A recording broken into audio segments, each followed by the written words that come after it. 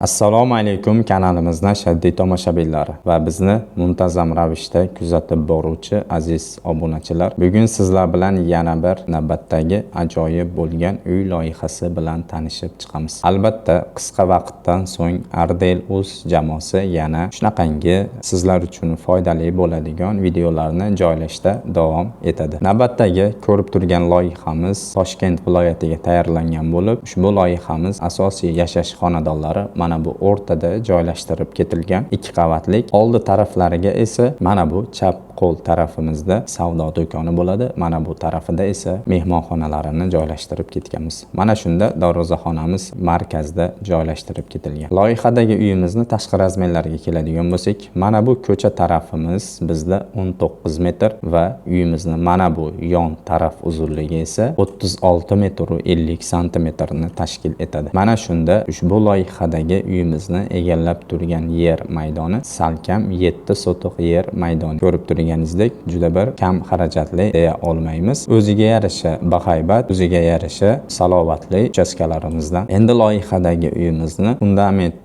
razmerlariga to'xtalib o'tadigan bo'lsak, ko'rib turganingizdek, har doimgidek 60 santimetr, ya'ni bunaqangi ko'rpog'onalar orqali uyimizni mana bu pol urviniga ko'tariladi. Mana shu uyimizni fundamenti uchun umumiy hisobda 22,5 kuba beton qo'yish kerak bo'ladi va 22,5 kuba beton uchun esa standart holatda 6,5 tonna sement ishlatiladi. Albatta, buni mustahkamligi uchun ichiga 12 li armaturadan 4 qator qilib yotqizganingizda umumiy hisobda 860 metr armatura sarflanadi. G'ishtimizni sarf xarajatlariga o'tadigan bo'lsak, devorimizni har bir qavat balandligi 320 dan qilib olingan. Mana shunda 290 devor uriladigan bo'lsa, 30 santimetr seysma poyiz aylanadi har bir qavatimizda xudunday. Mana shu ko'rib turgan 2 qavatli uchastkamizni o'ziga ketgan sarf xarajati g'ishtimizni umumiy 65 ming dona g'isht sarflangan. Ko'rib turganingizdek, juda bir ajoyib holatda. Mana shu o'rtadagi uyimizni o'zini tashqi razmerlarini aytib o'tadigan bo'lsak, mana bu yon tarafi 12 metr, mana bu oldi tarafi esa 15 metrni tashkil etadi. Mana shunda o'rtadagi asosiy bo'lgan uyimizni egallab turgan yer maydoni 8 sotiq yer maydonini egallab turibdi. Ko'rib turganingizdek, oldi taraflarida ham shunaqangi kirish qismlari shunaqa bir ajoyib holatda hashamdor qilib ishlangan, chiroyli holatda. Ko'rib turganingizdek, mana bunday holatda. Endi uyimizni xonalar joylashuviga to'xtalib o'tamiz. Endi loyihadagi uyimizni xonalar joylashuvini mana shu kamera orqali yurib tanishtirib o'tadigan bo'lsak, dastavval ko'cha tarafdan boshlaymiz. Ko'rib turganingizdek, ko'cha tarafimiz 19 metr hisoblanadi. Darvozamiz bu o'rtada joylashgan. Asosiy uyimiz hovlimizning o'rtasida joylashgan bo'lib, mana bu taraf bizda magazin holati hisoblanadi. Mana shu darvozadan kirganimizda uyimizni umumiy hovli ko'rinishi bunaqangi holatda ko'rishingiz mumkin. O'ng qo'l tarafdan boshlaydigan bo'lsak, ko'rib turganingizdek, darvozaxonadan kirganimizda o'ng qo'l tarafda mana bu yerda bizni kattagina bitta mehmonxonamiz joylashtirilgan va mana shu mehmonxonani oldida mehmonlar uchun mana bu zinalar orqali ko'tarilganimizda kichkinagina ayvonchamizga ko'tarilamiz. Ayvoncha orqali bunaqangi mehmonxonaga kirishimiz mumkin. Mehmonxonamizning derazalari ichkari va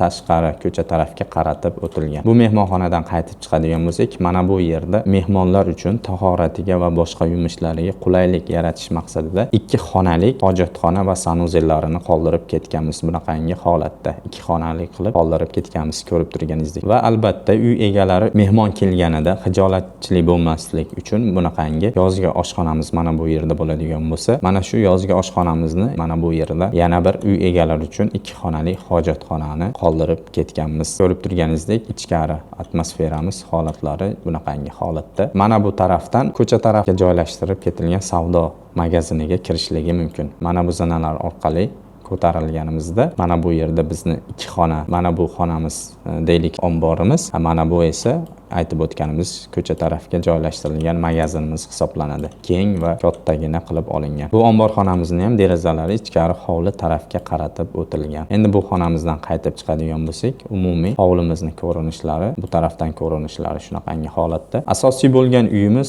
ko'rib turganingizdek, bahaybat, salobatli, juda bir chiroyli holatda o'rtada joylashtirib ketilgan. Razmerlari 15 ga 12 metrni tashkil etadi. Bu uyimizni o'rtaga joylaganmiz va ikkala yon tarafidan bunaqangi bunaqangi orqa hovli taraflariga o'tishligi mumkin bunaqangi holatda. Orqa hovli tarafida ham ozgina yashil maydonchalari bor. Albatta bu tarafga mevali daraxtlarni ekib qo'ysa yana ham chiroyli holatda bo'ladi bunaqangi holatda. Orqa tarafda ham mana bu yerda yana bir bizni hojatxonamiz bor. Agar xohlasalar oldi tarafdagi hojatxonani omborxona, katta yo'lxona qilib foydalansa ham bo'ladi. Buni hojatxona qilib qo'yadi. Uyimizning derazalari orqa tarafga qaratib o'tilgan, bemalol hamma xonalarimizga tabiiy yorug'lik tushadi. Uyimizni mana bu yon tarafidan ham aylanib o'tishlik imkoni bor. Ko'rib turganingizdek, uyimizni har ikkala yon tarafidan aylanib o'tsa bo'ladi orqa tarafga. Endi asosiy bo'lgan uyimizga to'xtaladigan bo'lsak, ko'rib turganingizdek balkonlari bor chiroyli holatda. Mana shu zinalar orqali ko'tarilganimizda mana bu yerda kichkinagina yana bir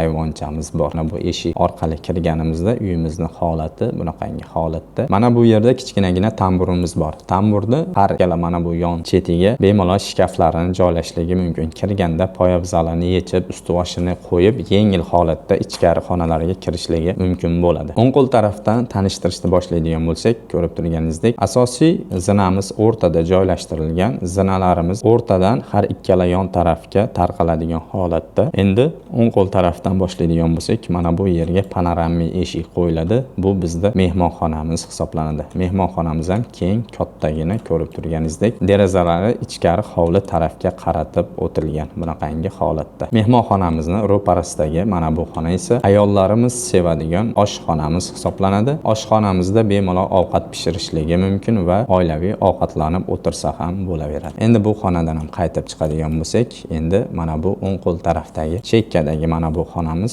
xohlasalar agar umumiy xona qilsalar ham bo'ladi yoki-da yotoqxona qilib foydalansalar ham maqsadga muvofiq bo'ladi. Bu bizda yana bir xonamiz hisoblanadi. Endi bu xonamizni ro'parasidagi mana bu chap qo'l tarafdagi xonamiz bizda kattalar yotoqxonasi hisoblanadi. Kattalar yotoqxonasini derazalari hovli tarafga qaratib o'tilgan, ya'ni orqa tarafga ko'rib turganingizdek bunaqangi holatda, chiroyli holatda. O'ziga tegishli shaxsiy yuvinish xonalari mana bu yerda qoldirib ketilgan, ko'rib turganingizdek orqa tarafga qarab o'tilgan, ya'ni yonbosh tarafga qaratilgan fortishkalari bor. Bu albatta havoni yaxshi almashtirish uchun. Bu bizda kattalar yotoqxonasi bo'ldi, o'ziga tegishli yuvinish xonalari bilan birinchi qavat uchun bunaqangi uyimizni o'rtasida umumiy yuvinish xonasini qoldirib ketganmiz. Ko'rib turganingizdek, juda bir chiroyli holatda, razmerlari ham normal holatda. Bu bizda yuvinish xonasi bo'ldi. Endi ikkinchi qavatga chiqib tanishtirib o'tadigan bo'lsak, mana bu zinalar orqali ko'tarilib ikkinchi qavatga chiqadigan bo'lsak, o'rtadan chiqqaningizdan keyin xohlang o'ng tarafga, xohlang chap tarafga yurishingiz mumkin va mana shu zinalar orqali ko'tarilganimizda ikkinchi qavatimiz ham xuddi shunday holatda.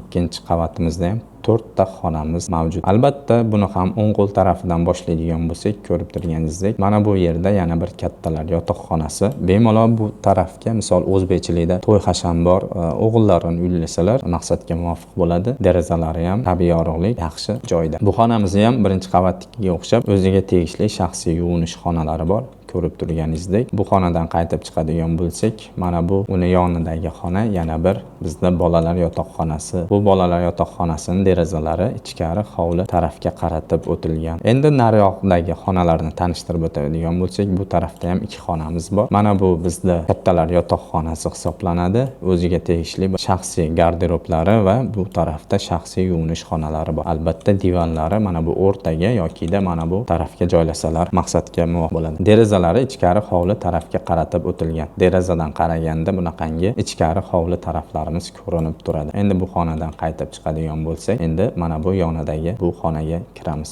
Bu xonaga kirganimizda bu ham bitta orqa tarafdagi xonamiz, bolalar yotoqxonasi hisoblanadi. Derazalari ichkari hovli tarafga qaratib o'tilgan, ya'ni orqa tarafimizga. Endi bu xonadan qaytib chiqib, mana bu o'rtadagi ho'l qismi ham ko'rib turganingizdek juda bir keng holatda, bemalol miyaqki zonalarni qo'yib oilaviy o'tirsalar bo'laveradi. Bu eshik tomon yuradigan bo'lsak, bunaqangi balkon qismlari bor. Balkonimizdan bemalol ichkari hovli taraflarimiz ko'rinib turadi. Ko'rib turganingizdek juda bir chiroyli holatda. Endi bu yerdan qaytib chiqamiz.